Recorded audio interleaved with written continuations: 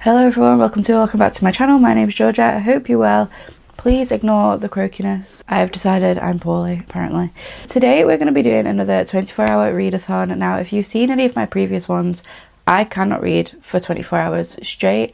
I can barely read for 10 hours straight. I have done a few of these now, and I get to like the 10-hour mark and struggle. So over my last sort of like 3 readathons, I've kind of learned what I can and can't manage. I'm going to aim for reading for 8 hours over the next 3 days. It's basically just an excuse for me to tell everyone to go away so that I can just read for the weekend uninterrupted. That's what we're going to do. Today I have the weekend to just read whatever I want. I'm not even going to pick like a select TBR. I've got some ideas of some books I'd like to pick up. I'm just basically going to mood read for the next 3 days and call it a 24-hour readathon. That's what we're going to do. I'm going to set a timer. I'm going to pause the timer when I'm not actively reading. So it's going to be 24 hours of dedicated reading time. I am actually in the middle of the book. So the first book that I'm going to read is going to be finishing that one. So I'm about 40% through Enchantra by Kaylee Smith. This is book 2 in the Wicked Games series. Now, I really enjoyed Phantasma, which is book 1. So I'm looking forward to finishing this one. We've just sort of started the big trials, but I'll tell you more about it in a little bit. I want to start by finishing this one, and then I will choose my second book. So this is where we're going to be starting. I am about 40% through this book, like I said. So I'm on chapter 18. So I'm on page 173. I'm going to set the mood. I'm going to get my candle on. I'm going to get my drink. I'm going to start the timer, and we're going to jump straight into chapter 18 of this book. Okay, I've got my monster ready. I've got my black cherry candle on. I've got the timer ready to go, and I have my earphones in ready to put my rain sounds on. And just to give you a bit of an update with this book then, we have gone to the Silver household, and they're basically trapped in this curse, and every year they have to take place in this Enchantra games. All the siblings, there's like 7 of them, I think.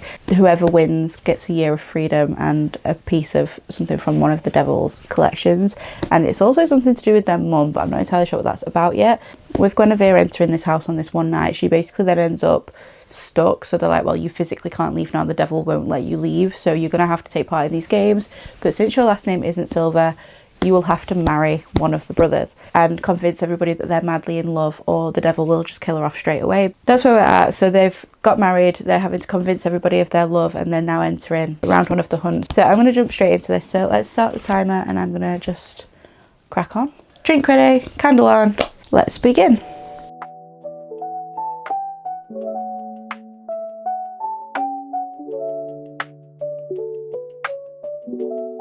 I don't know how well you can see this, but I'm down to 22 hours and 11 minutes. I've just had some dinner, and I am currently on chapter 30 of this book, which is page 275. The hunt's really fun. I like how it's sort of written. So we've got these really fast-paced scenes of like battles and people finding each other and completing that bit of the sort of task. And then we've got these like cute little moments where it's just the 2 of them.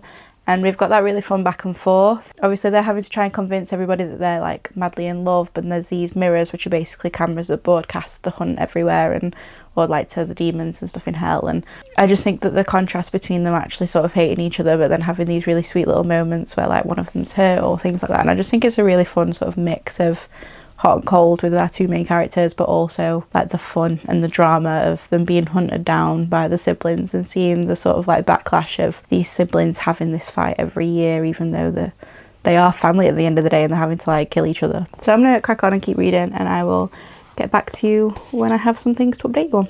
Round 5 of the hunt, let's go.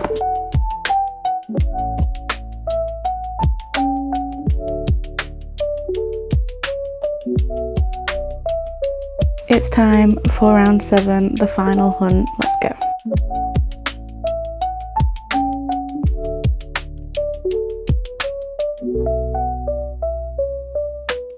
So that is book 1 finished with 19 hours and 50 minutes remaining. I really enjoyed that one. That one was a lot of fun.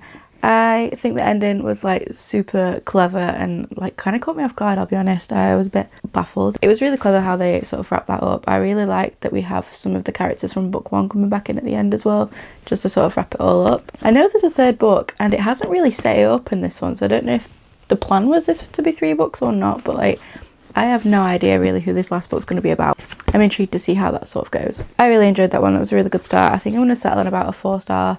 I do really like Kaylee Smith's writing. If you want something sort of like darker but easy, really high stakes, trials and competitions sort of vibe, then I definitely recommend this book and this series as a whole. The spice in this book incredible. The battle scenes, the fight scenes, the twists and turns, and just like the little sidekicks, the little animals and things like that. It's all just really fun. So all in all, really enjoyed that. Book 1 complete. Now time to pick our second book. Okay, James has supplied the snacks and a fresh drink. With 19 hours and 50 minutes remaining, I want to start thinking about my next book. I've got a few options. I don't know what I'm going to go for yet, but I will probably read all 3 of these throughout this video unless the mood hits for something else. I have Soul Searching by Lila Sage. Planned on reading this on release day. Like the second I got the book, I was planning on sitting down and reading this one because I love Lila Sage's writing. I'm thinking this is definitely a contender and would also be ticking off my second book in my 26 and 2026 already, which would be an absolute bonus. I also have Free in the Wild by Paisley Hope. So this is book 4 in the Silver Pines series. So this one is the one that came out at like the end of 2025. So this would put me up to date with another series. So another contender, and I also think that this has like the winter snowed in trope. It is supposed to be snowing really bad this evening, so I think this would be perfect set, perfect ambiance if it does decide to actually snow. And then if you've seen many of my other books, I have been raving about this series here. So this is book 3 in Daughter of a Pirate King trilogy. So this is the final book in that one. So this is Vengeance of the Pirate Queen, and I think this follows a different character and is about like a pirate assassin. But which do we start with? I'm kind of like, do we read Free in the Wild and like manifest the snowy vibes? I think I'm going to read this. Let's go for this one. I'll just quickly read you what this one's about. So these are all interconnected standalones, so I'm not giving you any spoilers to the other books reading this one, but I do recommend reading the series in order if you are going to read it, just because you see sort of cameos of the other characters. So this one is following Cassie and Hayden. Rising country star Cassie Spencer's music career is just taking off when tragedy strikes mid-tour. Seeking solace, she retreats to rural Kentucky to escape the spotlight and visit her family. Hayden Westbrook, the charming heartthrob of Laurel Creek, wants only one thing: a peaceful life tending to Silver Pines Ranch and rescuing horses. But when free-spirited Cassie hurricanes back into town, his world turns upside down, especially since the last time he saw her ended with a steamy night in his truck. They promised that it'd be a one-time thing, but now as Cassie and Hayden spend more time together, their undeniable chemistry reignites. Cassie stays at Silver Pines were meant to be temporary, but as their spring fling turns into something deeper, can Hayden convince her to stay?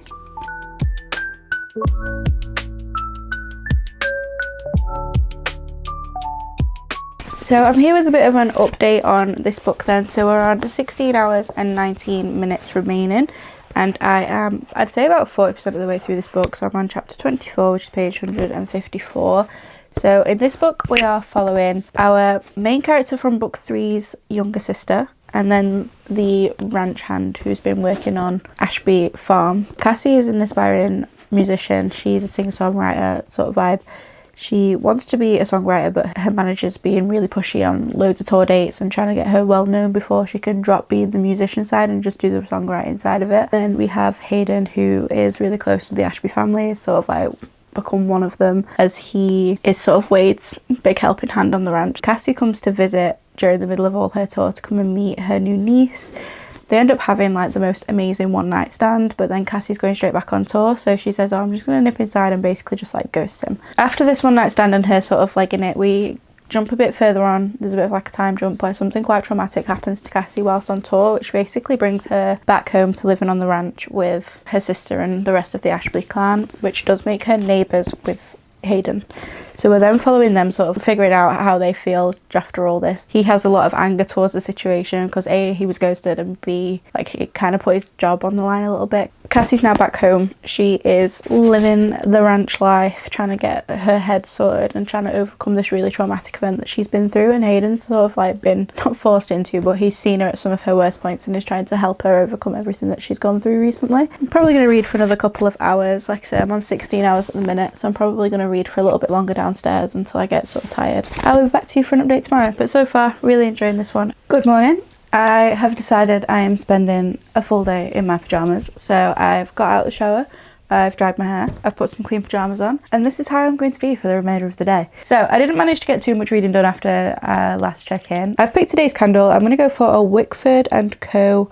Snowflake Wishes. This was a Christmas present. I feel like if I don't light it now, I'm only really going to be able to get away with this one for the next like couple of months. So it is actually 12 o'clock, so we do have a long night ahead of us. I have a shake and udder vanilla milkshake because they're my favourite at the minute.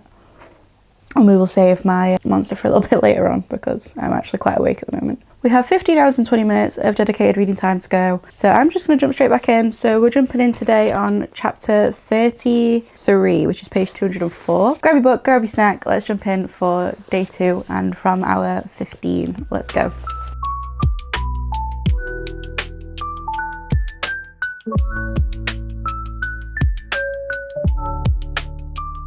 So I'm back with a little update for you guys. I have just finished Free in the Wild by Paisley Hope. Now, I don't know what this woman puts in her books, but I just love them. I have not read a single Paisley Hope book that I've rated less than 4 stars. Like, I have read, I think this is my 6th book now. 1, 2, 3, 4. Yeah, this is my 6th book now from this author. And I have loved every single one of them. I just love her books so, so much. I really enjoyed this one. This one talks a lot about, like, sort of PTSD and trauma and, like, overcoming that and therapy and like lots of really sort of like healthy coping mechanisms. And don't get me wrong, there's moments of weakness, but like for the most part it's all a very positive experience surrounding like overcoming trauma, and I really enjoyed that side of this book. This book is everything you want in a country romance. It's spicy, it's fun, it's all being out on the ranch with the horses and all that sort of thing, and I just all in all really enjoyed it. I love the found family of this book. This is book 4 in this series, so we have lots of sort of like input from the other couples and lots of sort of cameos from them as well, which I really enjoyed. And all in all, I love this series. I love this series so much. It's really fun just sort of seeing all the other couples sort of not move on with their lives, but sort of where they are now in the series as a whole. And all in all, I really enjoyed this. We did have that snowed in vibe. It has been snowing in the UK, like it's pretty much gone now, but there is still snow on the ground and everything, so it's just the perfect time of year for this book, and I really enjoyed it. If you have this book and you've been putting off reading it, I would read it now while we're still in sort of like the snowier, colder months of the year. It's just so fitting with the season. And 11 hours and 58 minutes remaining. I'm definitely reading slower this time than I usually do, but I'm not necessarily annoyed about that. I feel like I've just kind of accepted that it's not a reading challenge to me anymore, so I'm not trying to read these books as quick as physically possible, but I've just been really enjoying and taking my time with these books and like enjoying the spicy scenes and enjoying all these found family elements, and I've just been present in the books rather than reading them as quick as physically possible, so I am enjoying them a lot more in that way. With that said, book 2 down. I do think I've picked my next book already. I do think I'm going to go for my pirate read. So the next book I'm going to pick up is Vengeance of the Pirate Queen by Trisha Levenseller. Now this book is the 3rd and final book in this trilogy, and I have loved book 1 and book 2 so far. So I rated one of them 4.25 and the other one 4.5, I believe. I don't know which way around it were, I can't remember now. Now this one follows a different character. So this follows a main character, Alosa, from book 1's first hand, I think is what they call them. She's been sort of quiet and mysterious through book 1 and book 2, so I'm really hoping to enjoy sort of her side of things. So I'll just read you the synopsis. You can't be afraid of the dark when you're the monster lurking in the shadows. As an assassin working for the Pirate Queen, 18-year-old Surinder is surprised when Alosa's next task for her is not to kill a new target, but to captain a hand-picked crew on a rescue mission. Unfortunately, her sailing master is 20-year-old Kieran. He might be the best helmsman the Pirate Queen has, but Surinder finds him a real pain in the arse. Sadly, there are few places on the ship to hide from an attentive man. As the crew of the Vengeance faces dangerous waters and deathly sea creatures, they accidentally awaken the King of the Undersea, a being who can control the dead. Their rescue mission quickly turns into a fight to save the world, but first Surinder must save herself from becoming an undead queen. So I really like Surinder and Kieran, and they've been sort of like this underlying tension, and he's been very much like, I'll get her, and Alosa's been like, doubt it, throughout all book 1 and book 2. So I really think it's going to be fun to see them working together in this book. So I'm going to stop blabbering on and I'm going to sit down and jump straight into this one. I have been really enjoying the read so far, so I'm praying that this one doesn't disappoint. And I'm also quite sad to see the end of this trilogy, so I think it's time. So we are going to jump in with Vengeance of a Pirate Queen.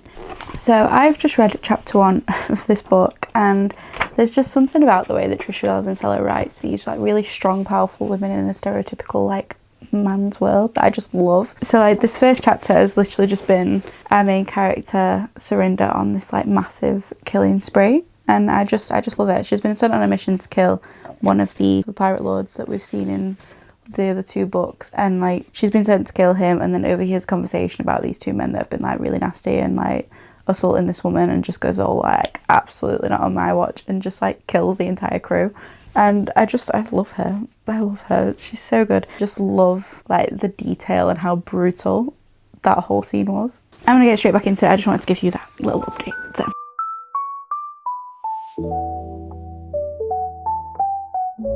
Okay, as you can see, I am down to 7 hours and 58 minutes. I was pushing really hard to get past the 8-hour mark before I gave up. I did manage to get to chapter 16, which is page 198 of this book, and I am loving it. Like, I am obsessed. This book has literally been like drama from page 1.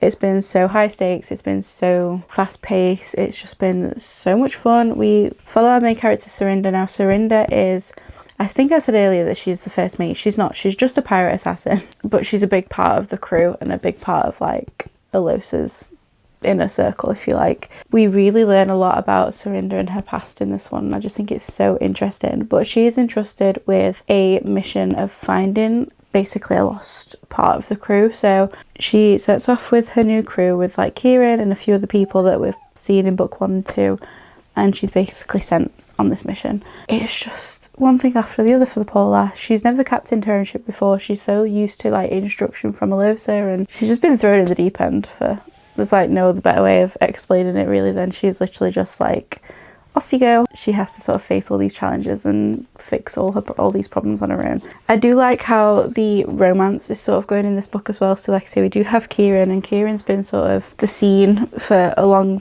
part of this series, and he goes from being sort of like a drunk, but in one of the books he sort of really cleans up his act. Surinder actually throws all of his like rum and stuff overboard, so he really cleans up his act by the time we get to this book. So he's a completely different person to the person that Surinder was sort of used to and knew from the beginning. I honestly I'm really enjoying the progression of their relationship, but I'm also just, the story for this is insane. Like, it's so intense, there is so much going on. Like, she's having a really rough time. I'm enjoying it so much. Like, this has got the 5-star feels. I'll be so completely honest with you. This does give me 5-star feels right now. And in saying that, I also noticed I never actually give you a rating for Freeing the Wild. And I think I'm going to settle on a 4-star for that one. Maybe a 4.25, probably 4.25 I'm going to go with, I think. But this book here is giving me 5-star feels. I highly recommend the series. I'm really excited to see how this ends, but equally I'm going to be so sad when this is over. We will just have to see. I'm going to be so sad when I finish this series. I definitely want to read more by this author. I'm enjoying her books and her writing so much. So I will see you in the morning. What? No.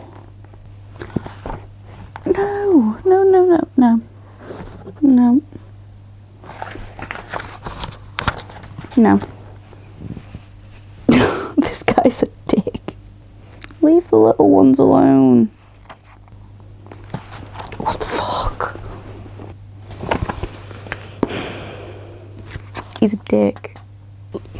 We have literally just hit like a big bit of drama, and like I was not happy about it. The slow burn has been slow burning so hard throughout this entire book, and we have finally just like reached a point of mutual understanding, and it's all gone wrong. It's just all completely gone wrong. And then dinner was ready, so I had to put the book down and go and eat dinner, and then I figured I'd actually get out of my pajamas today and get sort of dressed. So I'm just gonna literally jump straight back in because I am so stressed.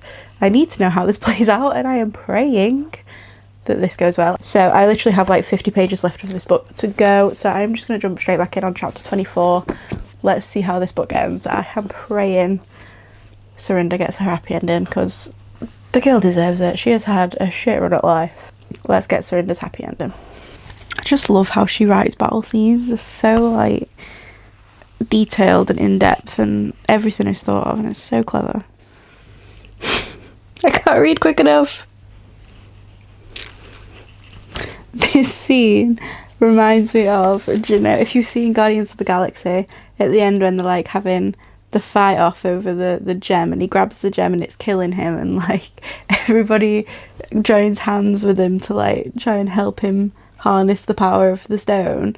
That's what I've just seen whilst reading that scene. Chapter 24, if anybody's read it or reads it, you'll get what I mean, but that's all I saw then was like Star-Lord holding the gem. That's all I saw then.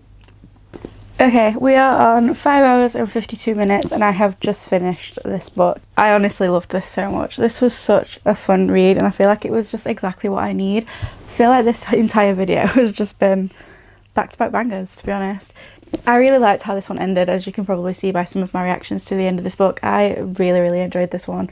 I think like it took a very different turn from book 2, and like I said before, each of these books has just sort of got better and better and better. So like book 1 I really enjoyed, book 2 I loved. This book was incredible. I enjoyed it so much. The slow burn in this book was slow burning so hard. Like it literally took the last like 20% of this book for the slow burn to finally sort of happen. It was so sweet once we finally got there as well, and just Surinder sort of accepting that she's deserving of good things and of positive things and of positive people, and her development as a character was so lovely to watch unfold. And like Kieran's development from book 1 to now as well is just a similar thing. Like it was so nice to see him finally sort of better himself, and I just think all the character development in this was really lovely, and I liked how the problem was solved. I think it was really clever how the author did that. I think that was a really interesting sort of like way of the magic sort of changing, and all in all I just really enjoyed it. I am really sad to see the end of this series. I have thoroughly enjoyed all 3 books. I have settled on a 5-star for this book. It just gave me the 5-star feelings. Like don't get me wrong, it wasn't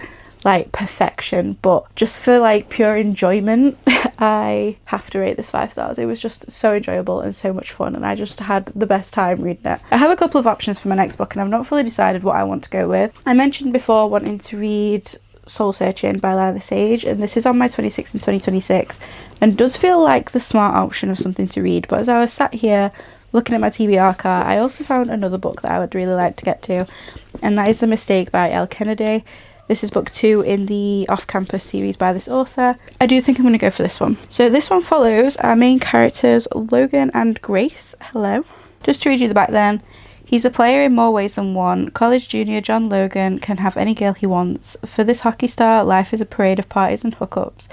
But behind his killer grins and easygoing charm, he hides growing despair about the dead-end road he'll be forced to walk after graduation. A sexy encounter with freshman Grace Ivers is just the distraction he needs, but when a thoughtless mistake pushes her away, Logan plans to spend his final year proving to her that he's worth a second chance. Now he's going to need to up his game. After a less than stellar freshman year, Grace is back at Briar University, older, wiser, and so over the arrogant hockey player she nearly handed her V-card to. She's not a charity case, and she's not the quiet butterfly she was when they first hooked up.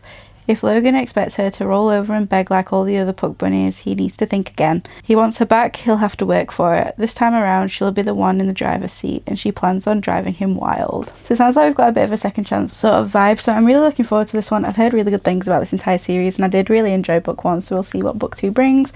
So let's jump straight into our 4th and probably final book.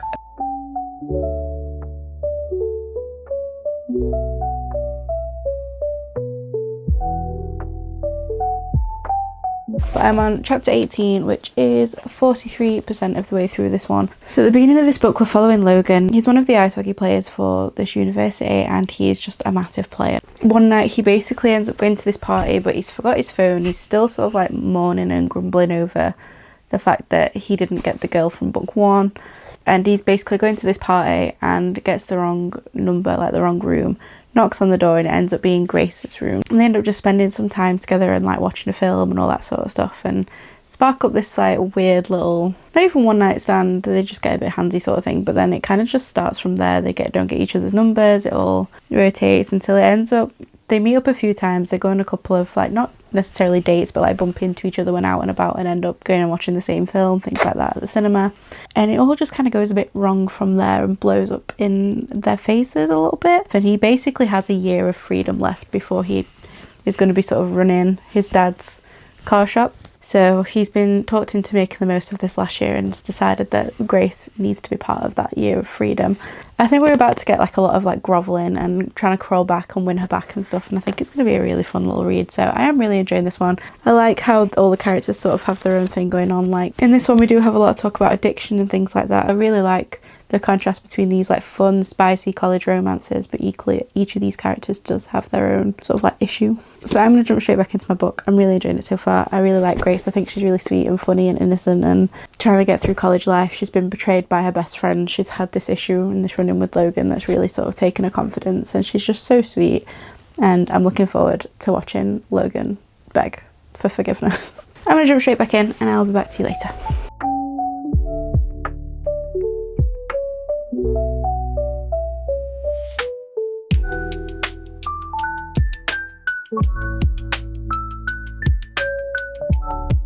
I have finished my 24 hours and I just wanted to finish the book, and I read for another 20 minutes and 28 seconds. It wasn't much over the 24 hours to finish this one, but I just wanted to give you my final sort of thoughts and feelings on this book. So I did really enjoy this one. I really enjoyed, in particular, Grace's development from like the first half of the book to the second half of the book. In the first half, Gracie was sort of just like living for others and doing things to make other people happy and not really living for her own sort of wants and needs and things. Whereas by the second half of the book, she was really sort of coming into her own. She was doing things for her own sake and her own benefit. She did make Logan grovel. She even gave him like a checklist of things he needed to do before she'd agreed to a date and things like that. And I really liked that she stuck to that and she made him do some really ridiculous things. And I thought that was really funny. Like the stuff that was going on with Logan and his family issues and things like that, I like how that was sort of wrapped up and sort of like sorted and resolved. The only thing I didn't like was the third act conflict did annoy me a little bit. It's something to do with Logan's family and is the reason for the third act conflict, and he says something sort of out of line and she immediately just like walks away. And I think like what he just experienced and stuff, I do think she was a little bit harsh and she should have maybe just had a conversation with him and just given him a moment to cool down and then tried again. So that annoyed me a little bit, but it was resolved quite quickly, so it wasn't one of them really long drawn out like problems and issues for a third act conflict. It was literally like a chapter and then it was being resolved. So it didn't annoy me for long, but I do think that like they were both sort of in the wrong in that one, and if it was just like if she'd have just given him a minute to calm down and come to his senses, I think it would have actually been fine. But that's all I'm going to say on that. But all in all, I did really enjoy this. I know this hasn't been my quickest readathon, but like I said earlier on, I think I've said it a few times now, but I'm going to say it again, I have actually really enjoyed and been really present in all the books that I've read in this 24-hour challenge. I do feel like I usually rush through them to try and get a minimum of 4 full books in there, and I'm definitely a lot more present and not just force reading and speeding through them. I'm actually present for the book. So I do think that's definitely a better way of doing it. I think I'm probably going to focus on that more when I do these in the future, because it hasn't felt like such a strain. I haven't actually given you a rating for this one, have I? I'm probably going to go for a 4-star for this one as well. So like I said, it has been a very good, like rating wise, 24-hour readathon, and you know what, I've just had a really lovely time. I've had a really chill weekend. It's been really lovely.